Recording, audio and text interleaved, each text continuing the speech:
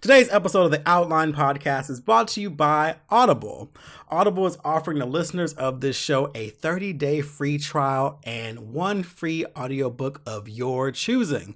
You can redeem this by going to www.audibletrial.com/outlinepod, or you can simply click the link in the show notes.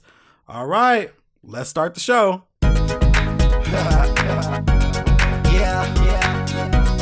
The Outline with Kevin Dwayne.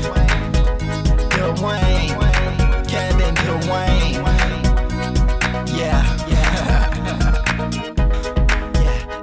The Outline with Kevin Dwayne.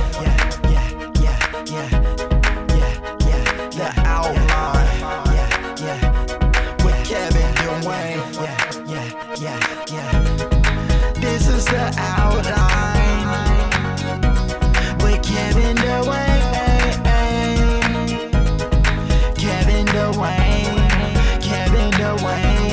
With Kevin Dwayne.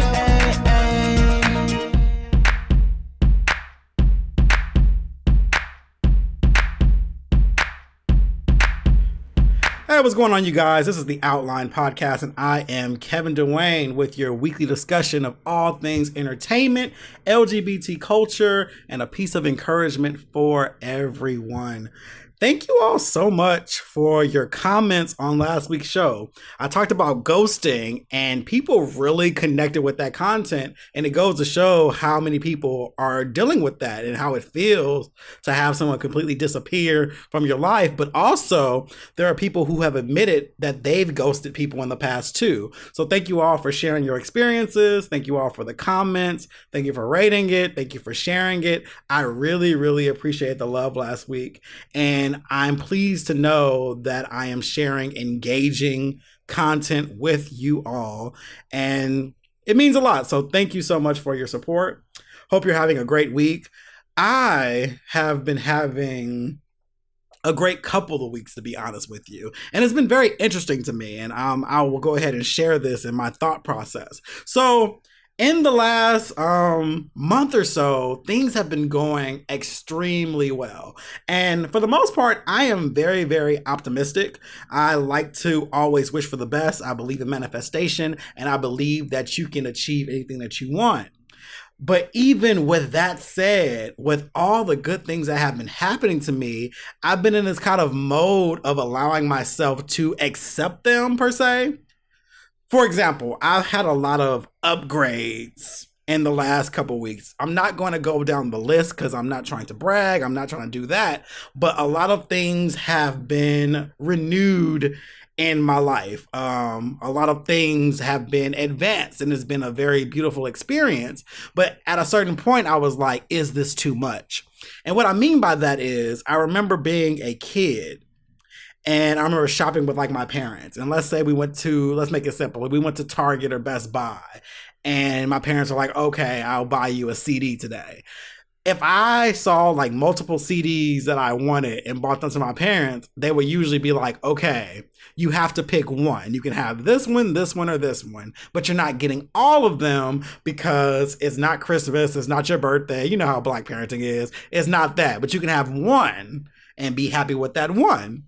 In a weird way, I feel like I still have that mentality now, because I've had a series of things happen where I've upgraded, certain items in my home, or things have happened, but then I turn right around and got something else and did something else.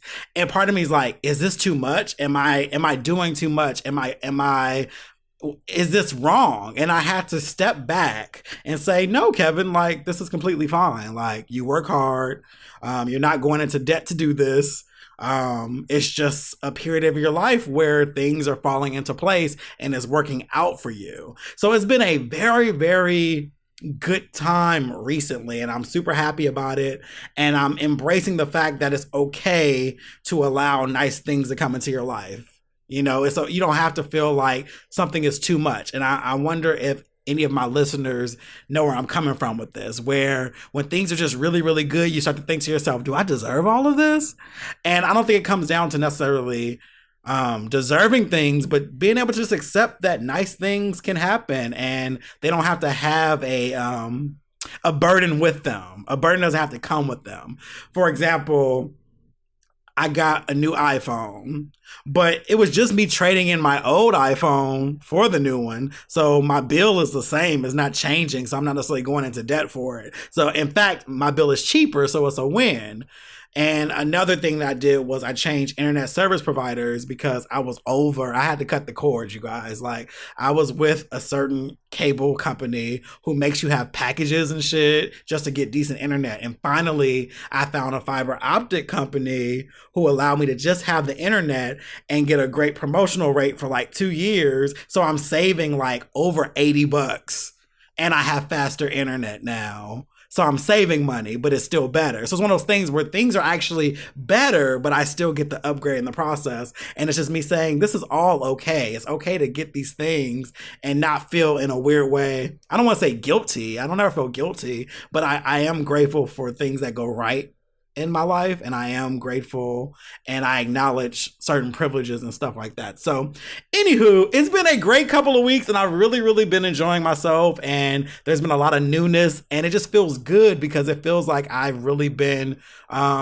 just using the same old resources that I've had for so long. But I truly believe that when you have limited resources, it's a test for you to use them to their full ability before you move on to more. And that's exactly what I did. So it's just another chapter of, I guess, newness and more. And I'm really excited about it. It's been a good time as of recently. I hope that doesn't come across braggadocious, but I am in a very good place and I'm happy about it. Anywho, so over the weekend, I got to see one of my good friends, Charles. Charles was on an episode last year of the Outline podcast. He and I talked about relationships. We were talking about open relationships, and we openly disagreed on some things. And it was nice because I have friends who have their own opinions and their own individual mindsets. I don't want yes people around me at all. I like to have people who are confident in themselves and their opinions. And if they don't agree with me, it's totally fine. I don't have to be, as the Bible says, equally yoked with all of my friends. Yes, we have to have a certain vibe, for sure. There has to be a certain chemistry, for sure. Having things in common, absolutely. But when it comes to opinions and stuff like that, like, we can totally have differing opinions and still be friends. Like, that's completely fine, as long as not like problematic and doesn't err on the side of my rights and shit like that. Like, I would never be a friend to someone who didn't care for homosexuals or who was racist. But at the same time, they don't have to like love Beyonce like I do. They don't have to like iPhones, or, they could be Android users. That's not a big deal to me. So it's nice to have people who have differing opinions. I'm getting off a topic, so whatever. I went to see Charles. I went to Memphis, Tennessee. That's where he lives. And I had a great turnaround trip with him. I went there on early Friday morning, like early. I woke up in Atlanta about 3 a.m. and I was out of the house by 4:30 and on the road. And I got to Memphis, which is an hour behind because they're on Central Time.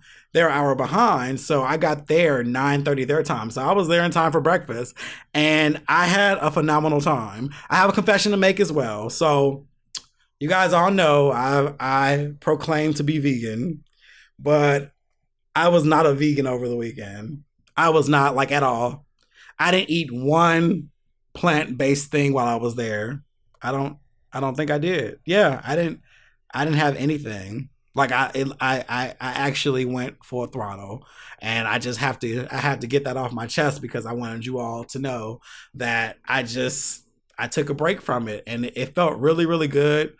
And yeah, meat is still delicious. Dairy is still delicious, and yeah. But when I came home, I did reset. I don't purchase dairy and I don't purchase meat when I go grocery shopping, and I don't plan on jumping back into it. But I definitely partook in some great Memphis food when I was out there. And I mean, I went hard too. Like, I had, I had Gus's chicken. I had a burger from this spot called like Hop Dotties, which was delicious. And the funny thing about Hop Dotties was they had a vegan burger there. They had the Impossible Burger. But I was like, nah, I'm gonna have a real burger. I'm just gonna go ahead and do that. So I had a burger. We went to Jerry's Snow Cones, which is amazing. It's like a snow cone mixed with ice cream. Had that. Like I did not consider veganism whatsoever while I was in Memphis. And I want to be real and honest. Like I have to be upfront with you all. Like I definitely went hard and I didn't have any adverse effects. And I was actually very pleased with that. Like no stomach aches, no indigestions. I do occasionally if something doesn't isn't all plant-based, I'll occasionally get like a pimple or some shit, or I'll start like itching or something. But outside of that, nothing major. I mean, yeah, it was a good time. Now, resetting when I came back home was tough though. Like I had to literally prepare myself to go back into being plant-based because I was reminded of how tasty chicken is and the balance of cheese and things like that. So it was definitely a vacation type moment, but I had a phenomenal time. It was so good seeing my friend. I hadn't seen him in over a year and I missed him. And I was like, listen, I'm just going to drive down there. So let me know when you're free. And it was a great trip. I went there Friday morning and I left Sunday morning, got back to Atlanta about 1 p.m. and got right back to normal. But while I was out there, we saw the Kevin Hart, Tiffany Haddish movie, Night School.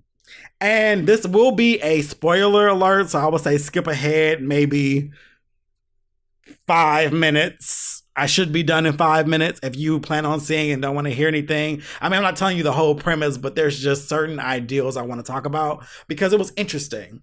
Overall, I would give the movie like out of 10 points, I would give it a 6.5, maybe a 6.8, something like that. Because, let me give you the pros. The pros are this. I like seeing Tiffany Haddish win because she deserves this win. She has been grinding for so long, and it's just so great to see her have her moment. Like, I love it. I support it. It's great. I also loved her character in the movie. Why? Because her character was an educator, which means she didn't play a stupid character, which I'm noticing there's a lot of that with her characters, whether it's on TV or whatever. They keep kind of putting her in these roles where she's kind of like just the hood girl. And I don't have an issue with people being hood girls, but I wanted to see her go outside of that. So it was nice seeing her play this educated character. Now, I believe on the last OG, she plays like is it like an event coordinator or a teacher as well? It's something like that. I only watched one episode, but I believe her character isn't as hood. But I noticed that she gets typecast already. So it was nice to see her as an educator, and it was a different spin on things. So I appreciated that. I think that her and Kevin have a great chemistry, and I also know that they have a friendship prior to both of them blowing up. Like, she said that he helped her out when she was going through a rough time. And so it was nice to see them on screen together. I enjoyed that. There were indeed some funny moments in the film. Like, there were some hilarious moments in the film. So it wasn't like a dud. It was actually funny. And we were in Memphis. I don't know if that had anything to do with it, but it was a sold out crowd. And this was on a Saturday, like a Saturday afternoon. The theater was packed. And I think everyone being in there made it even more funny because people were laughing. And that was great. And the movie is #1 in box office right now. So it's a great win for everyone involved, including Will Packer, which I believe this is like his 11th #1 film. So super dope. But on the con end, the movie was mad corny. Like, it was mad corny. And this is just my opinion. I know that comedy has the ability to do whatever it wants to do just to make people laugh. But I'm over the simple racist tropes in comedies. Like, they had like a character played by Al Madrigal. He was an illegal alien, and then everybody wanted to play on like Kevin Hart being like short, but I also, Kevin Hart, there was like this weird dynamic between him and white characters that bothered me, where he's kind of like kissing up to white characters, and that was interesting to me and that was awkward. I also didn't really care for the colorism in the movie, which is always going to be apparent. And it was also kind of like broke nigga propaganda. And what I mean by that is this: Kevin Hart is a character who doesn't even have a GED. He dropped out of high school. So he works a sales job, but he ends up losing the sales job. And he goes back to night school. That's the whole premise. And in the night school, there are other stereotypical characters. You have the ditzy blonde girl who is like, she's the young girl and she just likes to do drugs. You have the other, you have the woke black dude, the Hotep dude played by Romany Malco, which he was actually hilarious at certain points because he showed all the contradictions that a lot of Hoteps say, like calling your woman queen in one moment and calling her a bitch in the very next. It was very interesting. Then you had like another character who was supposed to be like white trash per se, and it was just interesting how they did it. But I get it; these are the type of people you would see in night school. But there was a part of me that was just like, I don't really care to see this anymore, but I get it. Comedy should be free and shouldn't have limits. And I won't necessarily say problematic because it's comedy, but I was just like not feeling it. I'm like, this is just so fucking typical. Anywho, back to my point about colorism. So he is pretty much this broke dude who has been putting on for this beautiful light-skinned woman. Once again, she's light-skinned. Her best friend is played by Yvonne Orji. And she's kind of like the sidekick to this light-skinned woman who's playing a lead. And Kevin Hart is trying to pretend like he's already, gotten things together. He already has his education and stuff like that. So she ends up leaving him in the midst of the climax because he lied to her about his standing and all this stuff, blah, blah, blah, blah, blah. But what ultimately got me was the predictable ending of when she takes him back. And it was kind of like, here's this fucking broke boy propaganda that people love to put in these movies. You have this dude who's literally a fucking deadbeat. Like, literally. Like, he doesn't even have a GED.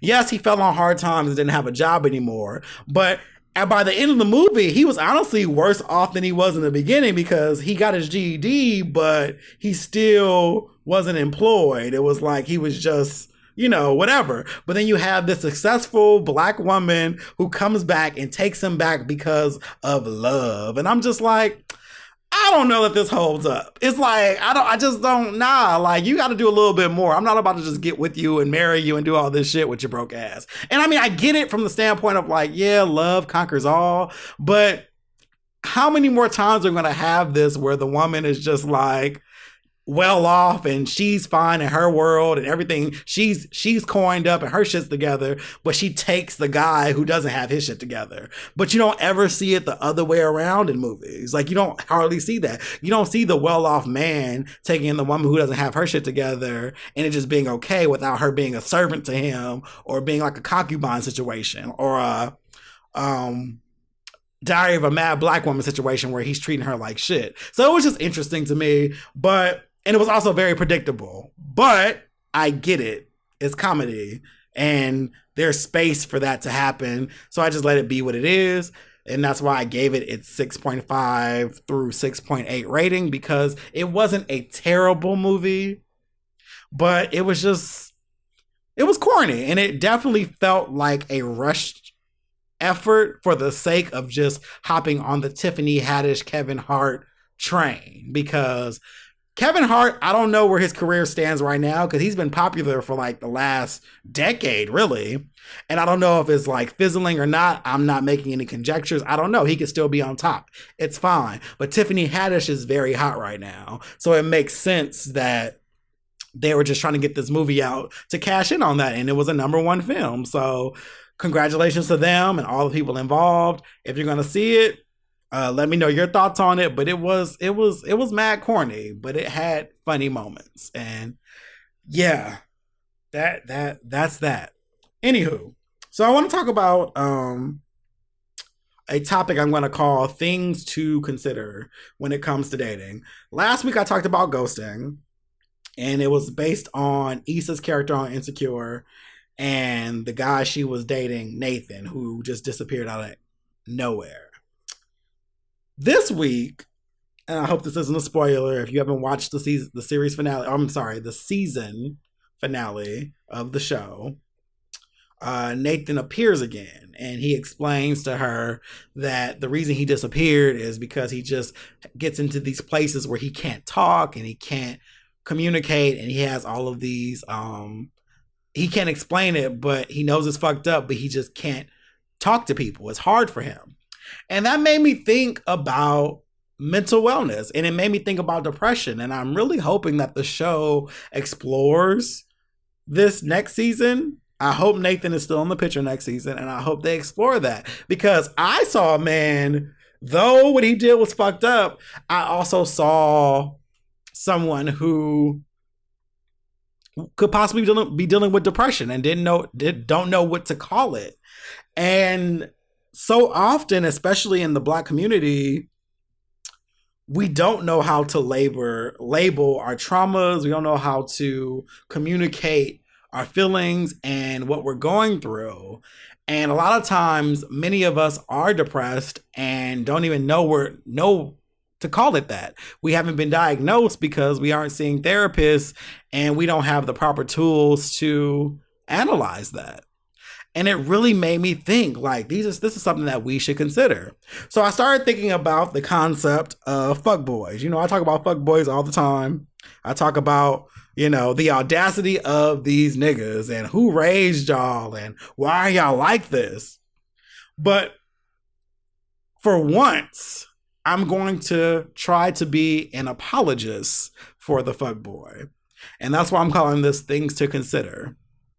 What if that dude who was trash to you, who didn't do right by you, who was selfish, didn't know how to communicate, did all this trash shit, what if that was actually the result of poor mental health?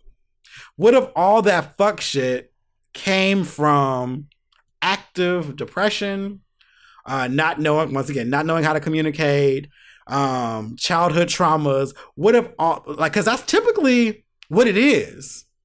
But because we only get one side of it, we don't have enough time to really analyze it and unpack it for somebody else.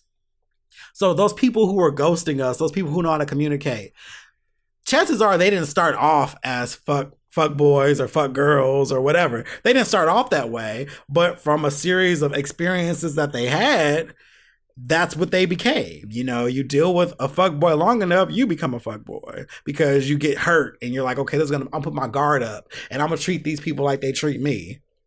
And that happens, and you end up becoming what you despise.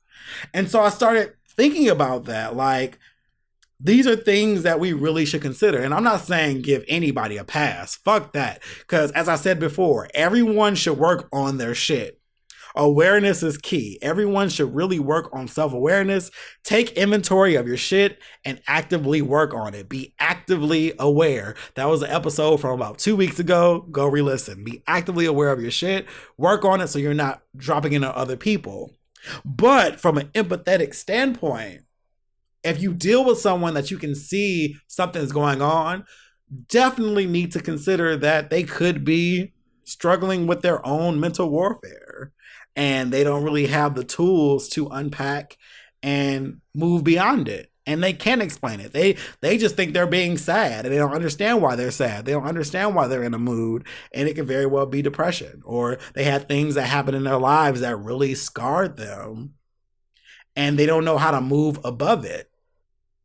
And there's that. But then also other things to consider are views on gender roles. Like, especially being gay, so many men I meet, they love to bring in heteronormative gender roles into gay relationships, and I just don't get it. I understand for the sake of trying to explain how things should work and trying to model off of a template that you feel is right, but you have to understand that in the community, you're dealing with two women at a time and you're dealing with two men at a time. And so you can't apply those same things. But also, gender roles are trash in general because they're based on stupid shit. And so that could be something to consider when people are treating you a certain way on basically how they grew up and how they viewed their mother and how they viewed their fathers and their cousins and their sisters and the women around them and the things that were placed in their head of like respect levels, because that definitely plays a part. I know in gay society, there are a lot of tops who don't respect anybody who is verse or bottom because they feel like if you allow a man to enter you, that makes you less of a person, which is weird because you're still trying to enter another male or another person, but you don't respect them at the same time. That's a whole nother topic. I'm not even going to go there right now, but it's definitely a view that people have. People really try to value people based on that. And it's all connected to how they view women and gender and placement and role and ego. And it's just something to consider. Also, embarrassment. There are a lot of people who don't express themselves because in their minds, they feel like what's going on with them is wrong. And they're embarrassed by it, period. And they don't want to feel judged. They don't want to feel... they just don't want to feel less than. They don't want to feel like they're a problem. And this is why they ghost. And this is why they do fuck shit, as you say. You know? But ultimately, no one just starts off a fuckboy. No one starts off in a negative space, unless, of course, they're just a sociopath. And, you know, that's a whole nother story. But for the most part, we're all a result or even a consequence of our surroundings. And depending on the buildup of that, depending on our leaders, depending on our parents, depending on all of these different factors, the people who hurt us and our traumas, that's what really builds us to who we are. Like, for example, I think about me. I used to be, and I don't think it's completely gone, but I used to be a hopeless romantic. Like, I mean, terribly. Like at 18, all I wanted was just to be in a monogamous relationship with one person and be in love forever and ever, do things for each other, and all of that good shit. But throughout all of my heartbreaks and throughout my experiences in relationships and seeing what it's like to be cheated on and also to cheat, and through all of my experiences, I've gotten to where I am now, where my viewpoint is not so much hopeless, because I'm definitely not hopeless. I'm still hopeful and I'm still romantic, but I'm just realistic. I'm very, very realistic. I still believe that love can happen, and I still believe that I can have a very deep companionship with people, but it's not on some unrealistic fairy tale shit either.